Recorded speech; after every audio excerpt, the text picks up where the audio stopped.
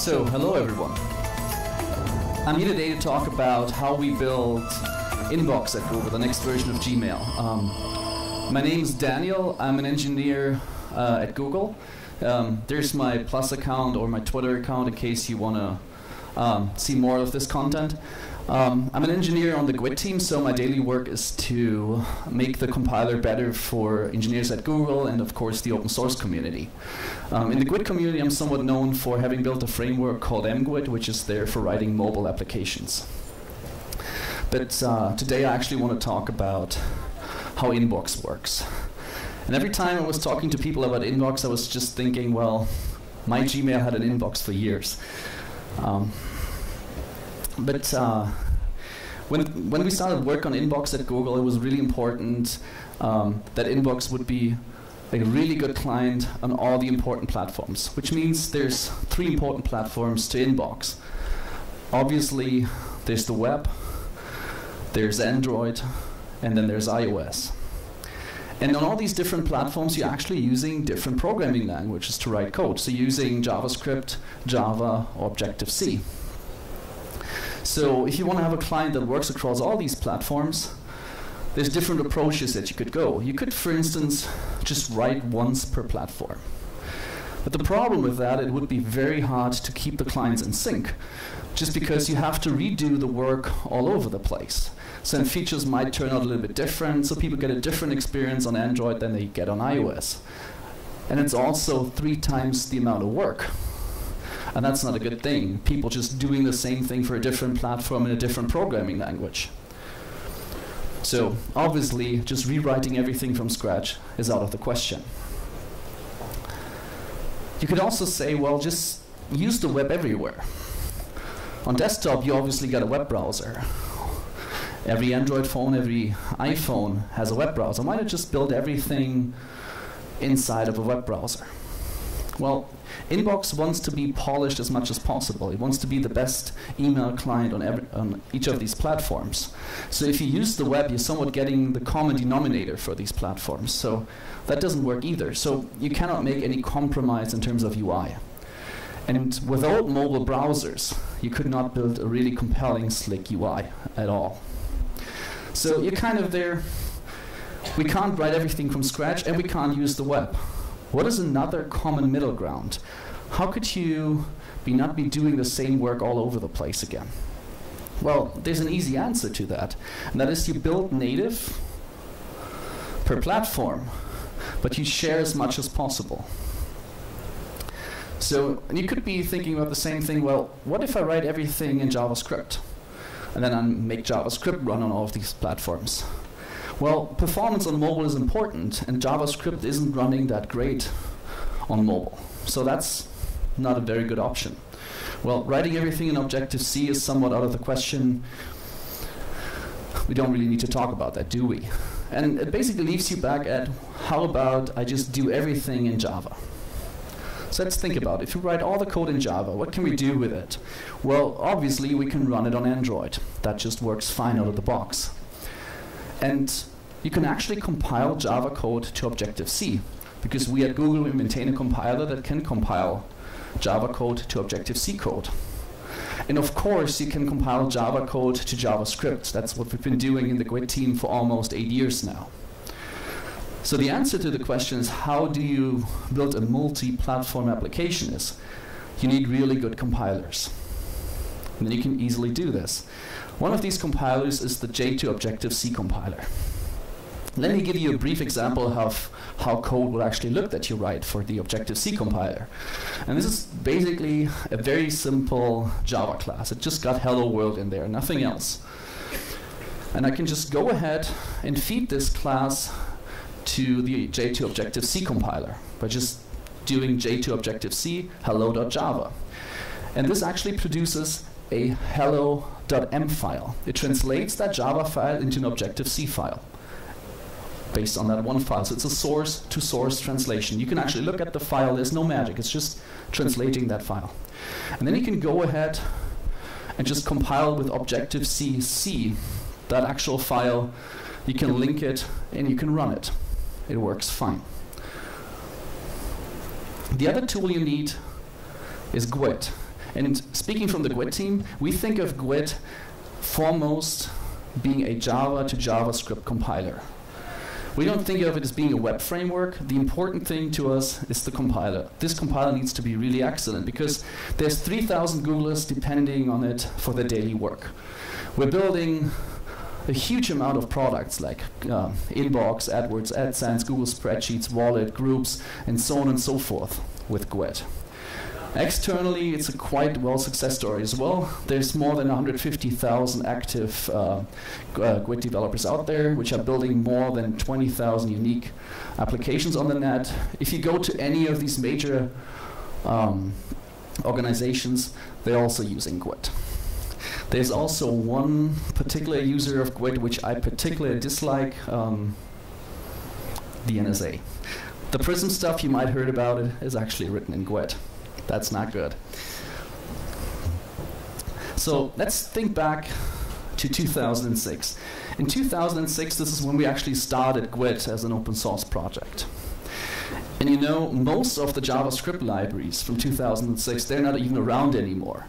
So in terms of age, GWT is a really old man. In 2006, there wasn't even any jQuery at that point. So sometimes people think an old man doesn't do really well. So let's see how well GWT is actually doing. Because of its age, people think that sometimes GWT is slow. What if I can actually tell you it's by a far margin the fastest? So what I've taken here is the Box2D benchmark.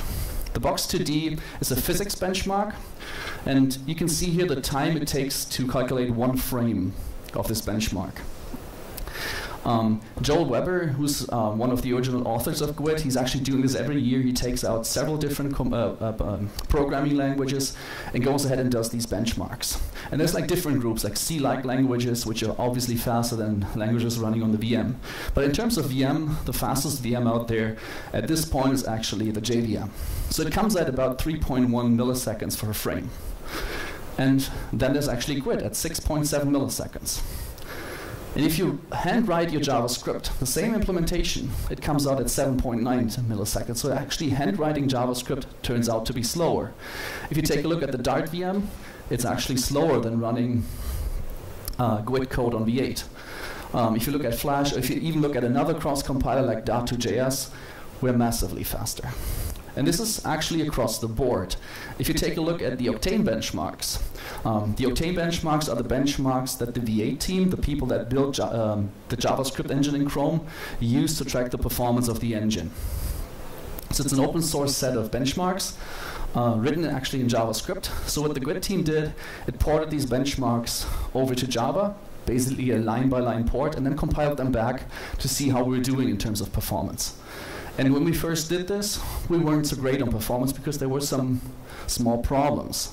And then we eventually fixed up the compiler, we fixed a couple of things in V8, and at this point, if you compile from Java to JavaScript, your code comes out as fast, or most of the time even faster than handwriting. The other important thing is, in terms of performance, is output size. Because imagine you have this really big single-page application. You need to get it to the client somehow. And if your application is really massive, that client takes a lot of time to download the application, but it also takes a lot of time to parse it and get it up and running. So output size, obviously, is a very important feature. So let's see how we're doing in terms of output size. And at Google, in the GWT compiler, we've been optimizing for output size for quite a while. So I can happily tell you that we're also, by a far margin, the smallest. So I've taken the same Box2D benchmark and just drafted the output sizes for the different languages. There's C in there, but in C land nobody really cares about output size that much. But if you look at handwritten JavaScript, it comes out at 230K, Flash comes out at 100, Dart2JS at 150, and GWT comes out at 85 kilobyte. So that means you're getting a much faster startup just because you have to transfer way less bytes. So in terms of a compiler, GWT got really strong fundamentals for powering big applications. And that's exactly why we went ahead with Inbox and used it for the web client. Because Inbox actually has a lot of logic on the client. If you unplug the network connection for Inbox, still being a web application, it perfectly works offline. So you can still search your email, you can still browse through email. So you can imagine there's a lot of logic on the client side. And that would have meant rewriting all that client side. Well, if you can code it up in Java, you can cross-compile it to all the platforms and just reuse it. And Inbox today ends up, depending on the platform, with between 65 and 75% code reuse. So we're doing good in terms of the compiler in GWT. But my daily job at Google is to ask the question, what can we actually improve about GWT? What can we make better? And we settled on a couple of important things going forward. So we're building a stronger JavaScript interop. We're building Java 8 support into the compiler. We're also building web component support directly in the compiler. If you want to know more about this, I'm going to do a talk about it, I think in the session across there, like one session below. And we're also building up web component support for Google Closure style sheets inside of the compiler, better source mapping, IDE integration, and many more things. So before I talk about JS Interop, I want to get you in the right mind. Think back in 2006. People were looking at JavaScript as like a small language which you could use to do form validation on the client. Nobody really considered it as a language where you can write a really big client that would work and do serious work. Well, some Google applications did. Maps started in 2005, Gmail started actually in 2004. So these were like the first applications doing real computing on the client side. But at that time, in JavaScript, you didn't even get a debugger. You did get a consistent DOM API. So JavaScript was, at that time, more of a toy. But if you fast forward to 2014, JavaScript is massive. It's everywhere. And really big applications are written in it. As the GWT developers in the room know, GWT today already integrates with all kinds of JavaScript.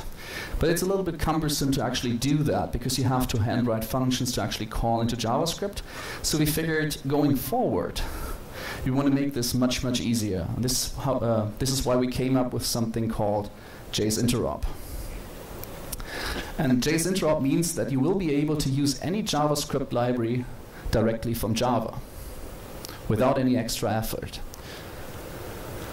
And you also be able to export any Java code that you wrote to JavaScript. So you can do code sharing in both ways. So let me give you a simple code example for that. Let's say you want to use jQuery in a GWT application. For some reason you don't want to use GWT query, which is smaller and faster. You want to use jQuery. This is how you do it. You define an interface so you have something that your Java program can actually call. And you specially mark that interface with an annotation called @JSType. This is how the compiler knows that this type is somewhat special and is actually not a Java type, it's actually a special JavaScript type. And then you just go ahead and define methods you want to call on it, like CSS, attribute, or click. And that's it, that's all you need to do. And if you've done that, you can just start using that type. In GWT 3.0, we're going to have a new magic function called JS, and you can just pass in a string. In this case, I'm saying, please give me all the list elements of an unordered list, and I get them back as a jQuery interface. And on the interface, I can just say, well, I want to set the color to red, I want to set a data attribute to none, and I want to add a click handler to them. But keep in mind, this is not a one-way street. You cannot just consume JavaScript. You can also export any Java type. How does that work? Well, you take the same interface and you define the methods you want to export on that interface. You slap in an annotation called JSType. And then you have a Java implementer of that interface. You can write whatever code you like.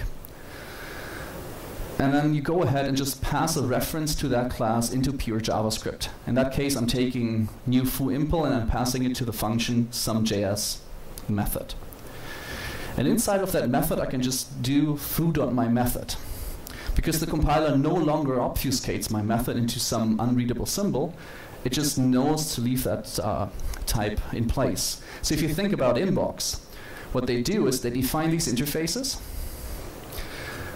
then they export the types into JavaScript, and they can call the Java methods directly from JavaScript this way. This, of course, doesn't just apply to method, it also applies to fields. So if you want to call a field or export a field on an object, you can just slap an add.js property annotation on it, and you can call directly the class name or the width. There's one important thing actually missing, and that is you need to be able to subclass an arbitrary JavaScript object if you want to use something like Polymer. So what you do in that case, you extend the annotation with the prototype and saying, well, this prototype inherits from a certain JavaScript constructor function, and now this interface magically actually inherits from the Polymer button. And you can go ahead and modify the actual code. So you can overwrite the JavaScript methods here in Java code and change the semantics of any code.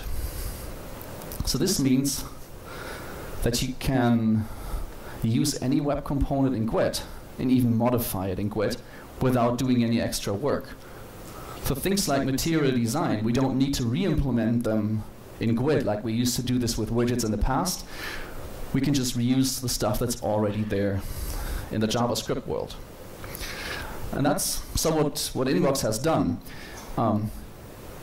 Inbox basically combines both compilers that we run at Google for writing front ends in JavaScript. We have the Closure compiler, which can compile JavaScript to JavaScript, and we have the GWT compiler that can compile Java to JavaScript.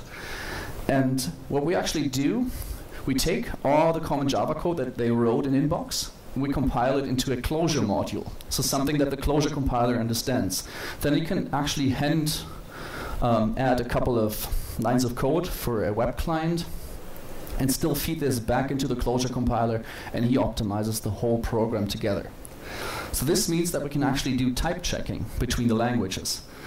So if you export a symbol and you're doing something that's not okay, we will actually be able to tell you at compile time. You're trying to call a method that is not there. You're trying to use a type that's not there.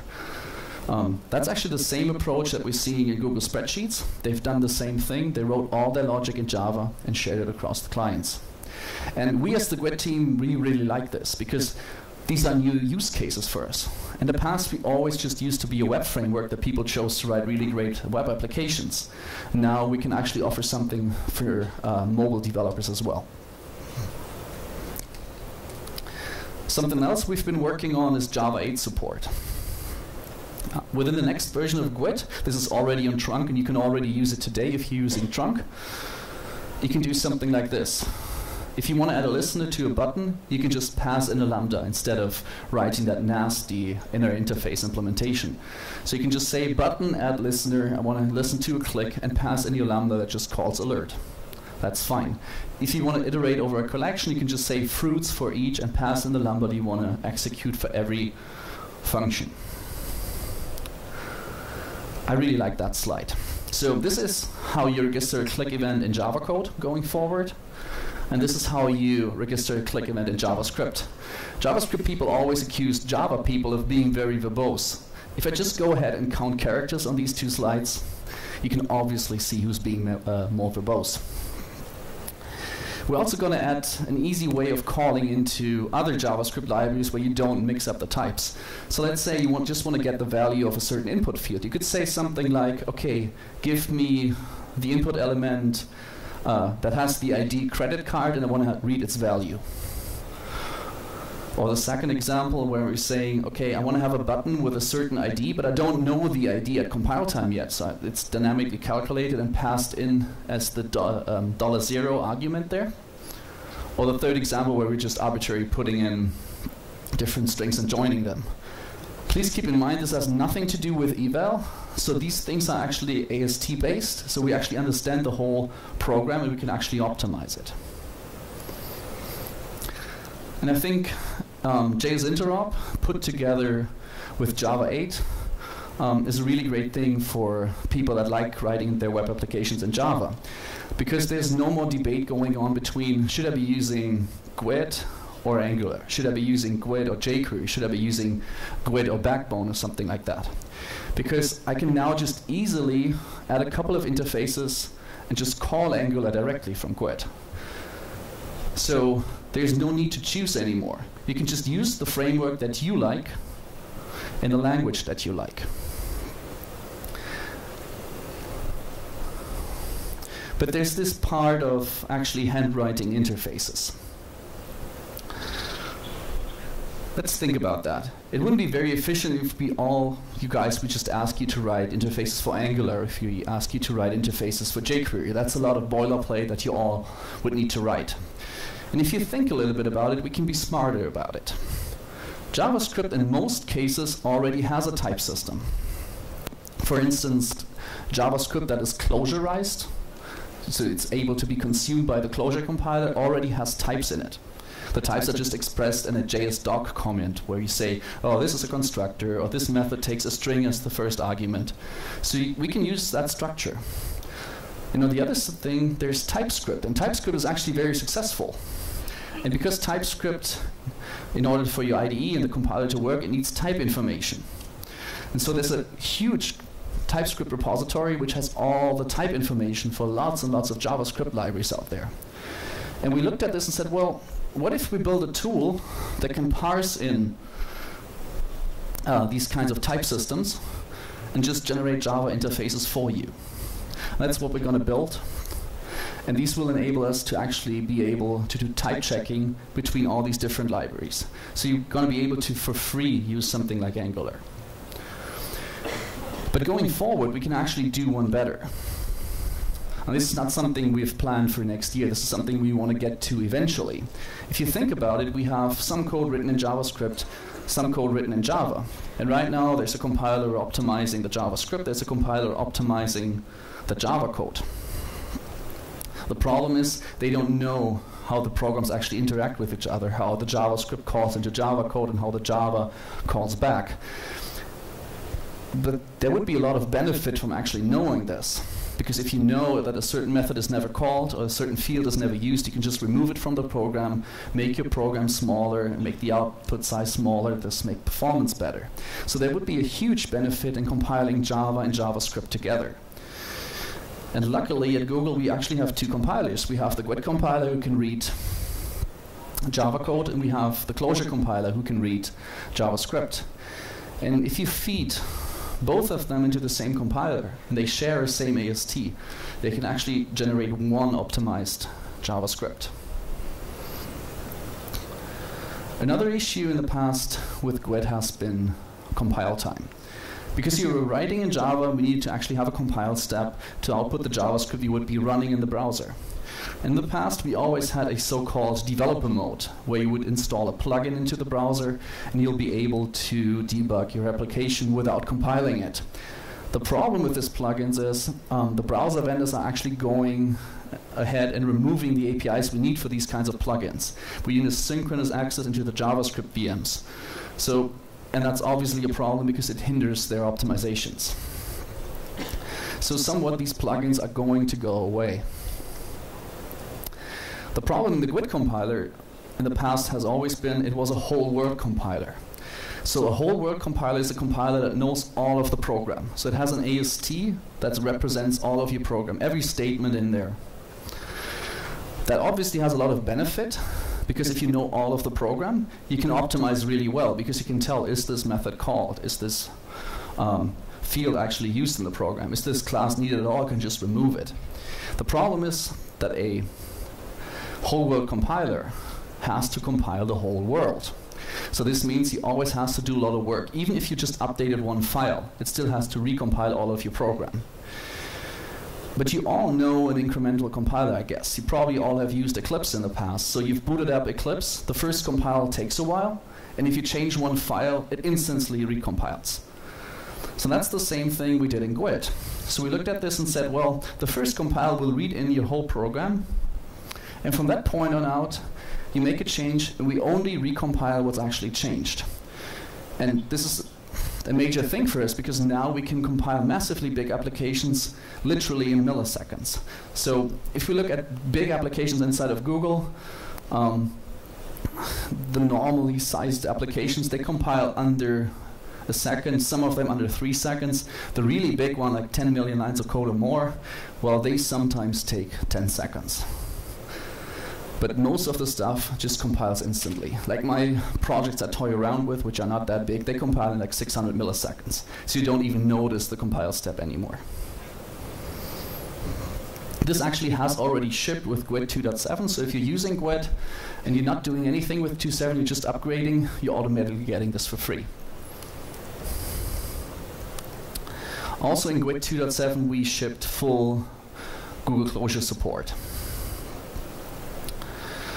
The problem with CSS today is that we have this principle we don't want to repeat ourselves in code. But CSS doesn't really support that, because in CSS there are certain things missing that you need in order to be dry. Don't repeat yourself. In CSS you start out and need to repeat these tokens all over the place. You're saying width 30 pixel and you're saying width 30 pixel again. And there's no way of like expressing a derived value. You can't say, well, I need this color, but I need it slightly darker or slightly brighter. And you also set out to duplicate common code blocks. And GSS just adds a couple of things to address these problems. For instance, it adds variables, so you don't need to repeat yourself all the time. You can just use a variable for that. It also adds functions, so you can do something like change a color slightly by a value. And it also adds macros, so I can define how I want to do backgrounds one time in CSS and just use that macro all over the place. So it's an extension to CSS. It's used widely within Google for lots and lots of projects. You write GSS, which is almost CSS, then you invoke a compiler and you get back your CSS. It adds all these kinds of things we talked about. So let me show you how a GSS file actually looks. This is how it looks like. So I can define variables. So I just say add def, background color, and I just give it some value. And if you look at the third line, we're actually now using another variable to define a variable. So this also works, of course. And then I just go ahead and code my CSS. I'm saying body has a background color of background color. And the background color of the dialog is this certain background color. And I can use the variables in different spots, for instance, also on a border. And then you invoke the GSS compiler and it actually compiles to this. This is what you would have been written in the first place anyway. But this is much nicer to read because you don't have to go through your style sheet and find all the places where you put the same color and replace them. You can just do it on one spot. GSS also has functions. So this example, I'm trying to do a simple navigation on the site. So I need something that's allocated here, and I want to have the content in here. Probably for your site, I want to have the navigation here and the content here. So I need to know how big the actual navigation is. So I need to have its width and its padding on the site. And I'm setting that up here. I'm saying, well, the nav should be 180 pixels, and it should have a padding of 3 pixels on both sides. So this is how we do it. We position the element absolute, and then we're putting around the width and the padding. And now this content element that actually needs to be on the site, it needs to be exactly at 180 pixel in our case, because we need the width and 2 times the padding. And in GSS, I can just say that. Well, I need 1 time the padding, and I need to add the width of the element and 1 time the padding. So it gives me an understanding of what I'm doing here. And it compiles back down to this, what you would have been written in the first place anyway, these 186 pixels. The problem is if someone changes the width up there, he has no idea that he also needs to change the 186 pixels as well. But if you write it like this, you only change 1 value and everything just updates. So this is way more maintainable. There's many, many different functions inside of GSS. You can just use things for deriving colors, for changing lots and lots of things. But if you run out of functions that we provide, you can even implement your own. So there's a breakout. In GSS, there's also mixins. So you'll be able to define a mixin and reuse it in certain places. And you define a mixin by saying add def mixin. You pass in a couple of values. You use them in normal CSS. And down here, I can just say add mixin size. And these parameters will just get passed in, and it compiles down to what you have been written in the first place. So if you need some hacks for defining gradients in the background, that's exactly how you do it. If as a GWT developer you're wondering how you could actually be using this today, keep in mind this is still somewhat experimental with GWT 2.7. It's not experimental because it's not done. It's experimental because we're not using this 100% yet in Google. We have a couple of projects using it, and there's still some projects that need to be turned over. And this is how you use it in GWT. You basically change a configuration property. You say CSS resource.enable GSS, set this to true. After that, your GWT application would just accept GSS in the program. If you still have some CSS in there, you enable CSS resource.legacy, and it will auto-convert CSS files to GSS on the fly. So we'll look at the CSS file, convert it to a GSS file, and then feed it into the compiler. And if for some reason you have files that you cannot update because you're using a library, and these files don't go through the compilation process because there's an error in the file, there's a way of saying to the compiler, well, don't fail the compile. I'll put you into lenient mode. You say CSS resource.conversion mode lenient, and we'll just warn about the error, but it won't fail the compile. This is obviously not what you want. You want to get the library fixed, but sometimes you need a way of just saying, well, I need to go ahead. We also shipped a tool in GWT 2.7 that you can invoke to convert your CSS files into GSS. You can just invoke that on a command line, and it turns your files up automatically. So going forward, GSS will actually become the default in GWT, and the old CSS resource will actually become deprecated and will eventually be removed. So there's some time for transitioning, but you should rather start this transitioning earlier than later. So let me sum up. So I've talked about the GWT compiler and how we use this inside of Google. It's used by approximately 3,000 Googlers, more than 150,000 external people. It's a compiler that knows how to optimize JavaScript and make it run really fast. And it's very good at optimizing for size as well.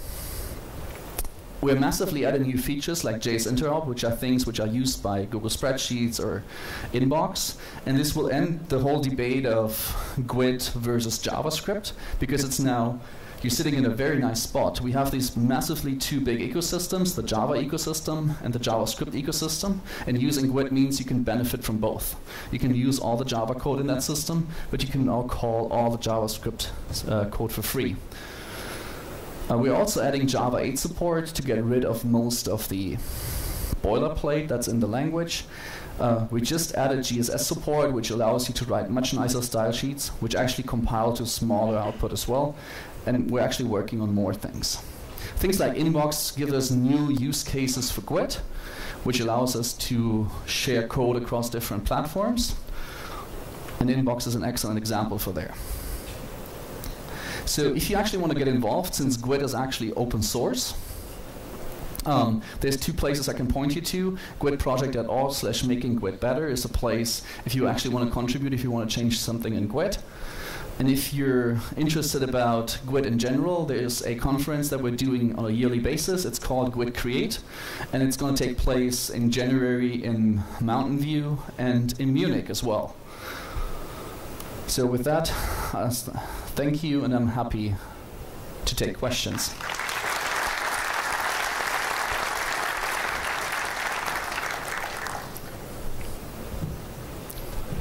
Yes, sure.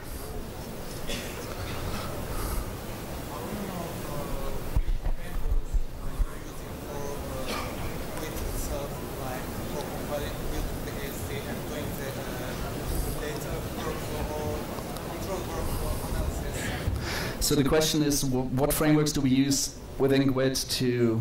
Is there a way to incorporate?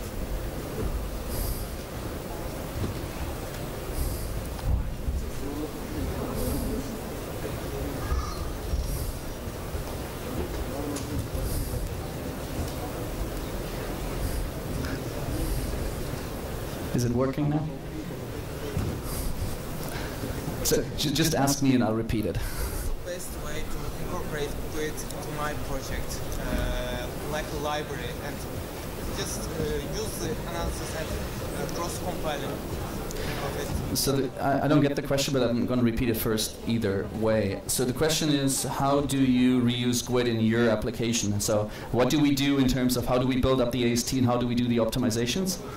With the workflow analysis, and if there's a need to change that, like, is there a way to write a compiler pass or something like that? What I'm trying to do is write a Java code, write every business process and all stuff in Java, and define the borders, which part should be cross-compatible with JavaScript and which part should be run on server. So I will generate JavaScript for parts of it, and that part will talk to Java, but that part will should be generated automatically. I will write only Java. Okay, I don't have a short, I think we're running out of time. I don't have a short answer for that. I'm happy to chat about it. The general question was, how do you define borders between stuff you actually want to compile and stuff you don't want to compile and actually just run on the server? And there's many different ways of doing that. Just grab me afterwards. How are we doing in terms of time? I think we're good.